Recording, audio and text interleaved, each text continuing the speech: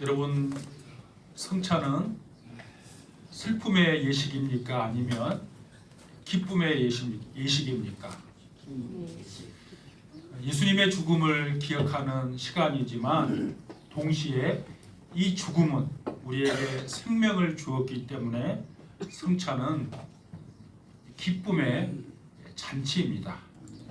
오늘 우리가 나눌 이 성찬은 우리의 죄를 대신해서 지신 그리스도 안에서 기쁨을 회복하게 하는 은혜의 시간입니다.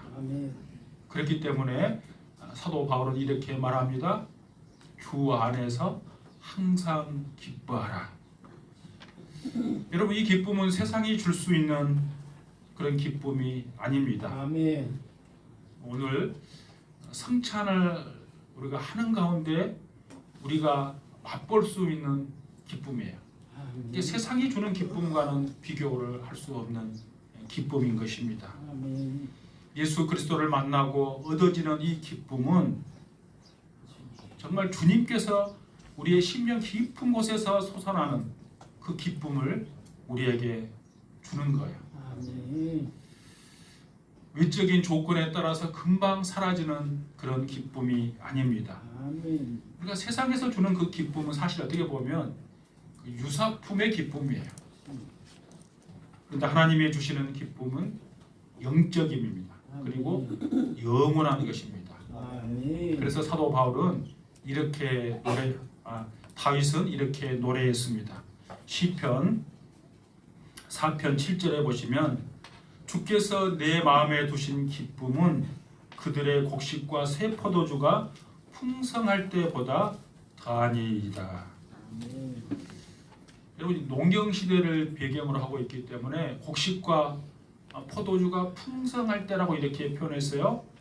지금 시대로 바꾸면 우리가 돈을 많이 벌고 승진하고 성공하는 것을 말합니다. 이것이 주는 기쁨이 있습니다. 근데 이것은 일시적인 기쁨이라는 거죠. 반면에 주님이 주시는 기쁨은 마음속 깊은 곳에서 솟아나는 영적인 것입니다. 아멘. 오늘 사도 바울은 본문에서 이렇게 이야기합니다. 여러분 4절을 다시 보십시오. 주 안에서 항상 기뻐하라. 내가 다시 말하노니 기뻐하라. 아멘. 여러분, 어떻게 감옥에 갇힌 바울이 항상 기뻐하라라고 말할 수 있습니까? 그것은 그의 삶에 기쁨의 근거가 있었기 때문입니다. 그 기쁨의 근거는 바로 예수 그리스도 십자가에서 달리신 주님이 계셨기 때문입니다. 아멘. 여러분, 십자가는 기쁨의 근원입니다. 우리는 세상에서 기쁨을 찾으려고 합니다. 근데 바울이 말하는 기쁨은 그런 기쁨이 아닙니다. 주 안에서의 기쁨입니다. 이 기쁨은 상황에 좌우되지 아니하고 감옥에서도 누릴 수 있는 기쁨입니다. 왜 그렇습니까? 예수님께서 십자가에서 우리의 죄를 대신해서 담당해 주시고 죽으셨기 때문입니다. 그리고 3일 만에 부활하셔서 우리에게 새 생명과 소망을 주셨기 때문입니다. 여러분, 십자가는 겉으로 보면 비극입니다. 그러나 하나님의 입장에서 보면 죄인이 의롭게 되는 은혜의 자리요, 죽을 수밖에 없는 인생이 생명을 얻는 자리요, 하나님과 원수되었던 우리가 하나님과 화목해 되는 그런 복된 자리입니다. 아멘. 그래서 우리는 십자가를 생각할 때마다 감사하며 기뻐할 수 있는 것입니다. 아버지. 주 안에서란 말은 예수님과 신비한 연합 관계를 맺고 있는 상태를 의미합니다. 예수님께서 나를 위해서 대신 십자가에서 죽으셨다가 부활하셨다는 사실을 믿고 그 예수님을 나의 구주임을 믿을 때 맺어지는 그 관계입니다. 이 관계는 성령을 통해서 맺어지는 관계예요. 그리고 하나님과 연결되는 관계입니다. 그래서 하나님으로부터 영적인 기쁨이 내 영혼 가운데 흘러 들어오는 거예요. 이런 상태로 살아가는 것이 바로 신앙 생활입니다. 그러므로 주 안에서 누리는 기쁨이야말로 그리스도인들이 이 땅에서 살아가는 데 있어서 세상에 드러낼 수 있는 표지라고 할 수 있습니다. 그러니까 내가 예수 믿는데 내가 기쁨이 없다면 어쩌면 문제가 있는 거예요. 예수님을 진실로 믿지 않거나 아니면 기쁨을 누리는 방법을 몰라서 묵히고 있거나 둘 중에 하나입니다. 예수님을 진실로 만나지 못하면 우리는 참된 기쁨을 누리지 못해요. 여러분 요한복음 4장에 보시면 예수님께서 우물가에서 사마리아 여인을 만나는 그 이야기가 기록되어 있습니다. 우리가 요한복음을 이미 한번 살펴봤으니까 아마 그 장면을 한번 떠올려 보십시오. 여러분 이 여인이 누구입니까? 5번째 결혼하고 5번째 남자로부터 버림을 받고 지금 6번째 남자와 살고 있는 여인이었습니다. 아마 이 여인은 좋은 남자를 만나면 행복할 것이다. 즉 기쁨을 누릴 것이라고 생각했을 것입니다. 요즘 시대로 바꿔 말하면 좋은 남자란 여러분 돈을 잘 버는 남자를 만나면 행복할 것이다.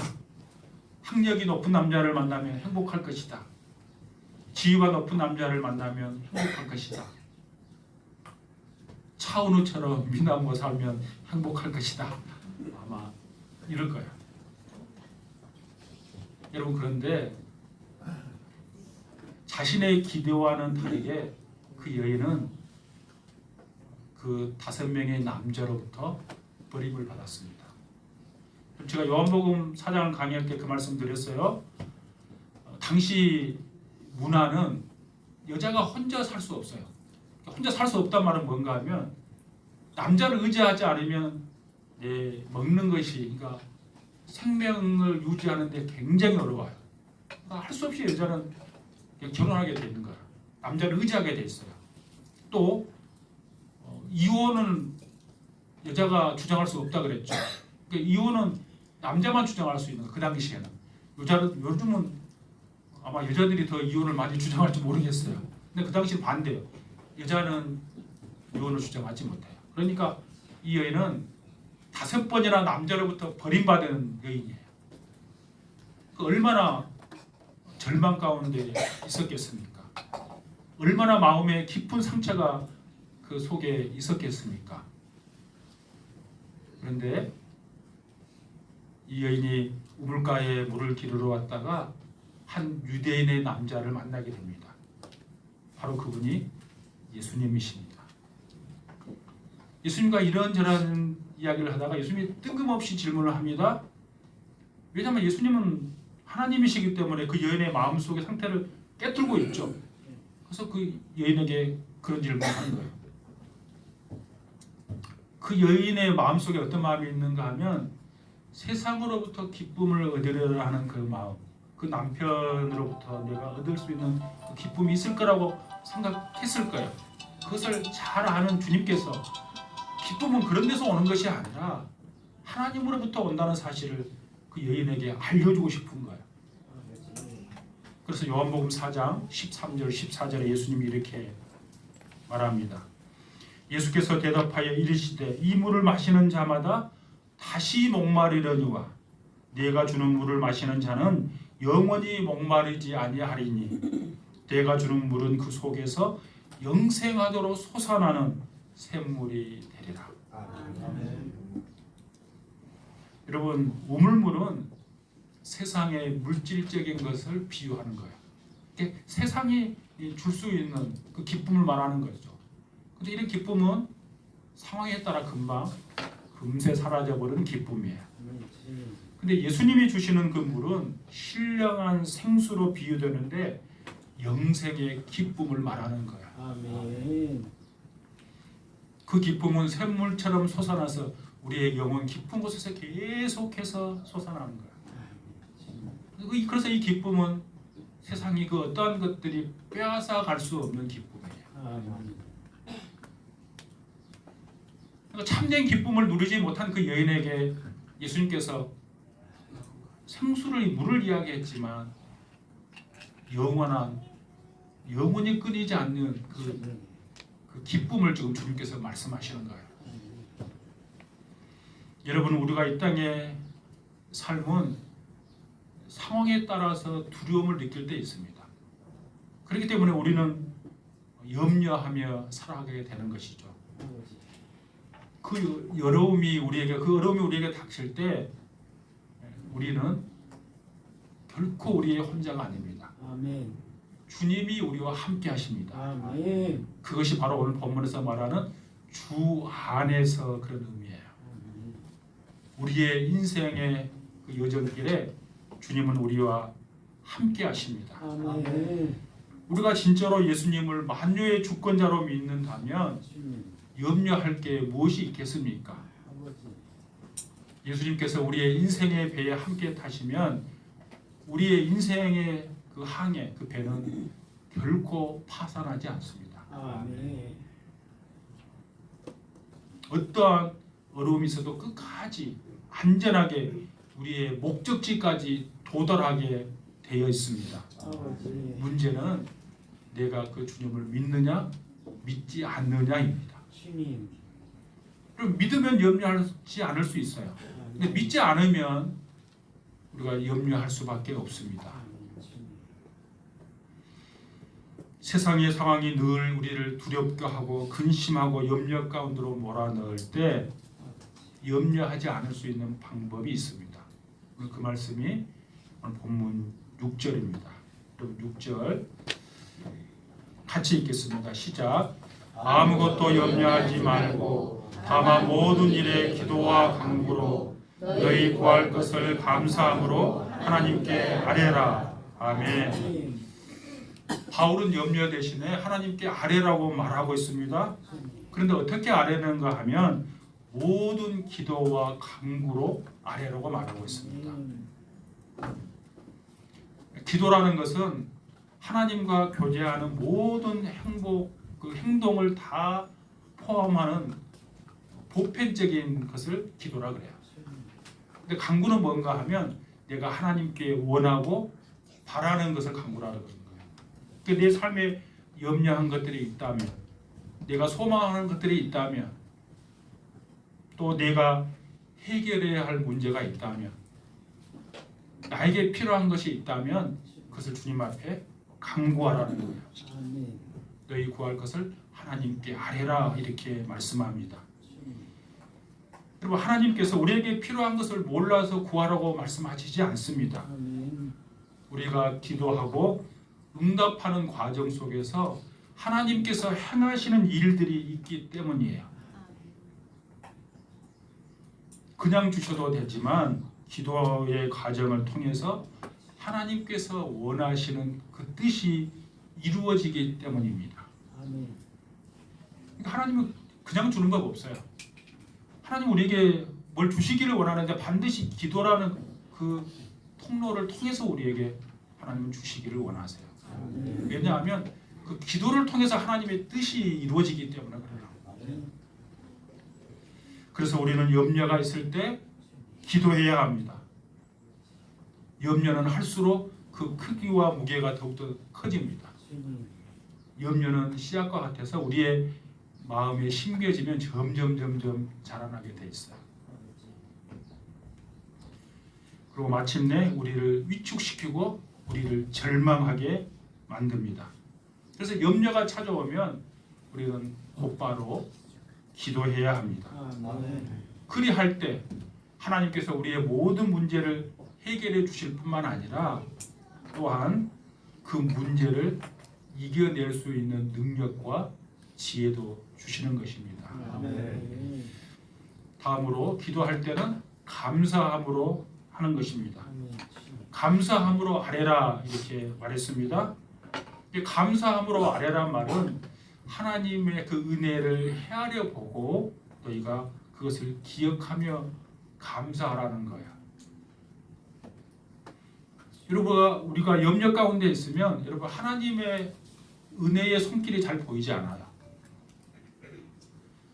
분명히 이전까지는 하나님의 그 놀라운 그 은혜들이 나의 삶 가운데 체험이 되었는데 내가 염려 가운데 있으면 그 하나님의 은혜가 점점점 사라져 버려요. 그리고 염려가 더 커져 버려요. 그런데 기도 가운데 하나님의 은혜를 한 가지 한 가지 생각하면 그 염려는 어느 순간 사라지고 하나님의 은혜가 풍성하게 느껴지는 거예요. 그러므로 우리는 염려가 있다면 반드시 여러분 기도하셔야 됩니다. 그리고 감사함으로 아뢰면 하나님께서 우리에게 주시는 그 복이 있습니다. 그 말씀이 7절의 말씀입니다. 여러분 7절 같이 읽겠습니다. 시작.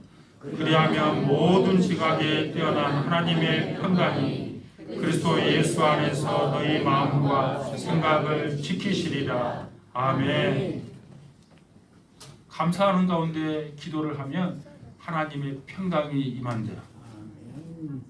그냥 하나님의 평강이 아니라 모든 지각에 뛰어난 하나님의 평강이에요. 여러분 우리의 이성으로는 도저히 상상할 수 없는 놀랍고도 신비스러운 방식으로 하나님의 평강이 우리에게 임한다는 거야. 이 평강이 우리에게 임하면 이 평강이 우리에게 어떻게 임하는가 하면 오늘 본문에 보니까 그리스도 예수 안에서 우리의 마음과 생각을 지키시는 방식으로 임한다는 거야. 지킨다는 말은 군사 용어입니다. 군사 용어. 여러분 지금 우리 서울에 지금 수도 서울에 가면 아마 이거 있어요. 수도 방위 사령부라는 것이 있어요. 서울에 가면. 그러니까 서울을 딱 지키기 위해서 군인들이 딱 외적으로 외부의 공격으로부터 딱 방어하는 것이 수도 방위 사령부죠. 마치 그런 것처럼 하나님의 평강이 그리스도 예수 안에서 우리의 마음과 생각을 딱 지키는 거예요. 여러분 왜 우리의 마음과 생각일까? 우리의 마음과 생각은 우리의 마음대로 잘 되지 않기 때문이에요. 우리의 마음과 생각은 내 의지와 반대 방향으로 움직일 때가 여러분 더 많아요. 여러분 어떻습니까? 내 의지대로 다 움직이십니까? 염려하고 싶지 않지만 염려되는 것을 어찌하겠습니까? 불안해하고 싶지 않지만 내 마음속에서 자꾸 불안이 올라오는 것을 어찌하겠습니까? 내 마음 하나 내 뜻대로 되지 않는 것이 우리의 마음이에요. 그럴 때 기도하면 하나님의 평강이 우리의 마음과 생각을 지키신다는 거예요. 여러분 기쁨이 단지 감정의 고향이 아니라 삶의 태도와 결단으로 이어져야 함을 우리에게 보여주는 거예요. 그냥 감정을 고양시킨다고 기쁨이 유지되는 거 아니에요. 우리의 삶의 태도와 결단으로 이어져야 돼요. 기뻐하는 자는 염려 대신에 기도를, 불평 대신에 감사를 선택해야 합니다. 그리고 그때 하나님께서 주시는 그 평강이 우리의 마음과 생각을 지키십니다. 이 평강은 상황이 바뀌어서 오는 것이 아닙니다. 예수 그리스도의 십자가를 깊이 묵상할 때 생기는 영적인 평강입니다. 그리스도께서 우리의 모든 죄를 다 치르셨다는 사실. 내가 여전히 연약함이 있음에도 불구하고 내가 하나님의 자녀라는 그 사실, 그것이 내게 확신으로 심어질 때 우리의 마음에 쉼과 위로를 줍니다. 여러분 기쁨으로 오늘 우리가 성찬에 참여하기를 원합니다. 성찬은 단순히 의무가 아닙니다. 주님의 피와 살에 참여하는 은혜의 만찬입니다. 우리에게 다시금 기쁨과 평강을 회복시키는 귀한 자리입니다. 아멘. 우리가 떡을 받을 때 나를 위해서 찢기신 몸을 기억하고 기뻐하십시오. 우리가 잔을 받을 때 나를 위해서 흘리신 피를 기억하고 감사하십시오. 그리고 어떤 상황에 우리가 처해 있다 할지라도 여러분 이렇게 선포하십시오. 나는 항상 기뻐하겠습니다. 아멘. 내가 다시 말하노니 기뻐하겠습니다. 아멘. 이 고백 속에 우리 심령 깊은 곳에서 주님이 주시는 그 기쁨과 감사와 그 평강이 넘쳐날 수 있기를 주님의 이름으로 축복합니다. 아멘.